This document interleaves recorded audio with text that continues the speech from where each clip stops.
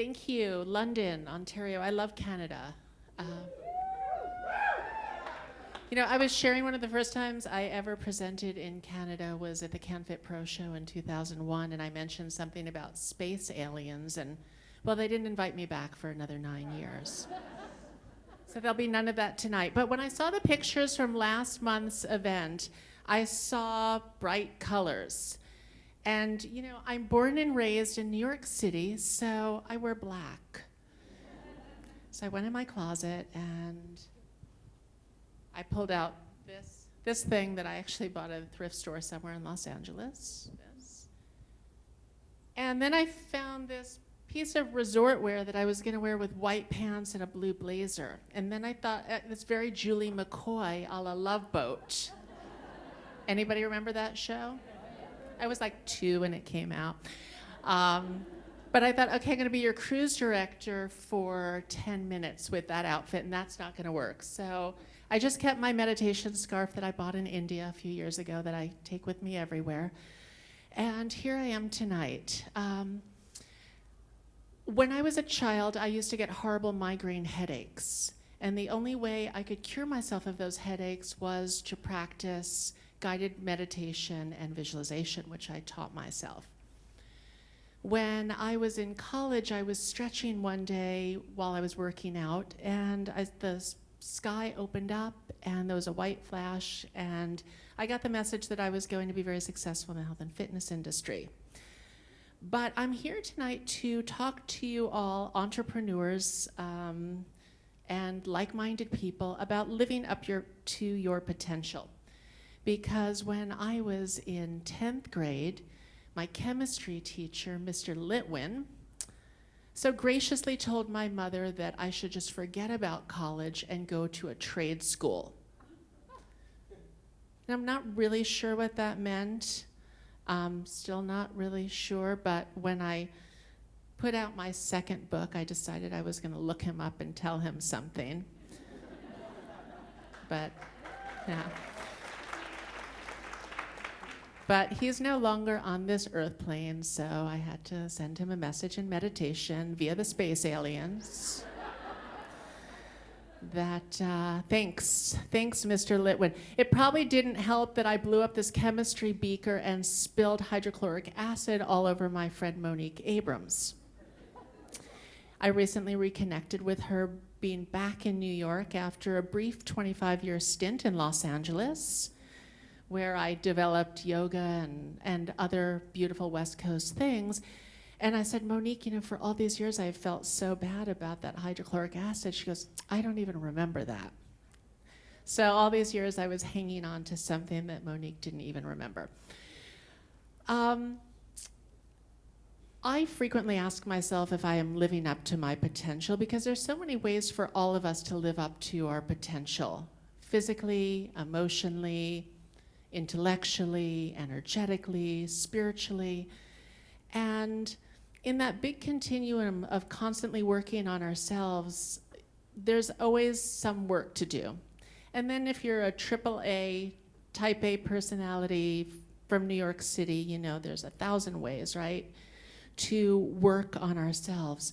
So I'm also here to share with everybody, just give yourselves a break every now and then.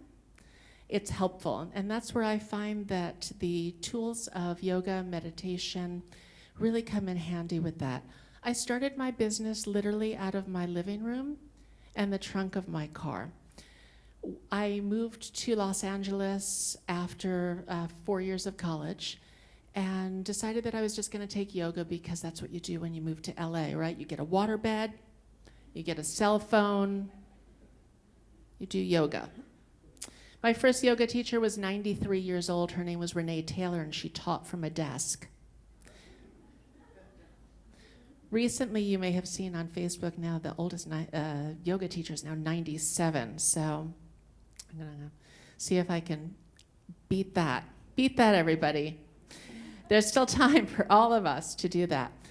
So I got into yoga, I thought maybe I'm going to take a teacher training and teach seniors. At those days, there weren't many teacher trainings. I took a couple of teacher trainings, and when I went to go to health clubs to teach yoga, I found that laying around the floor really didn't suit people who walked into a gym to get a workout. So I created this thing called Yoga Fit, and it was very successful in health clubs. I decided I was going to do a cable TV show. I did a cable TV show. I had no idea what I was doing, but I did it anyway.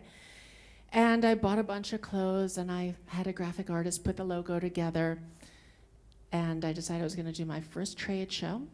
So I threw all my bodysuits. I know that I'm dating myself right now.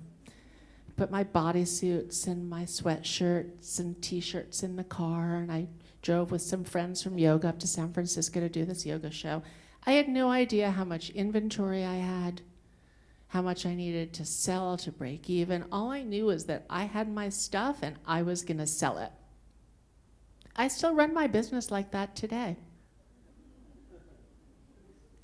That's where it helps to have a good team with you.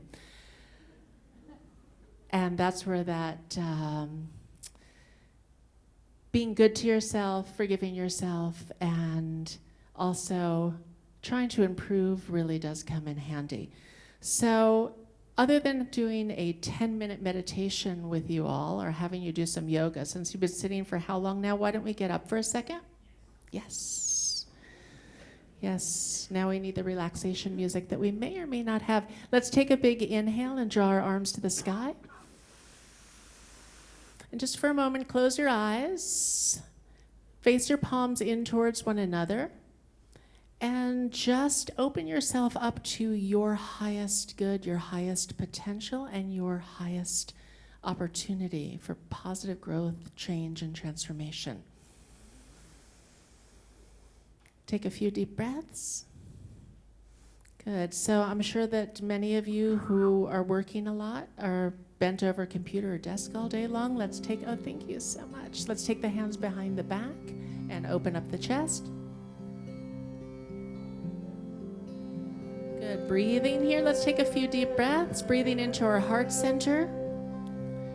And that's where giving ourselves a little bit of a break and some forgiveness in our constant pursuit comes in handy. So let's close our eyes, and sometimes that involves then our mouths closed too when we close our eyes. And just take a few deep breaths.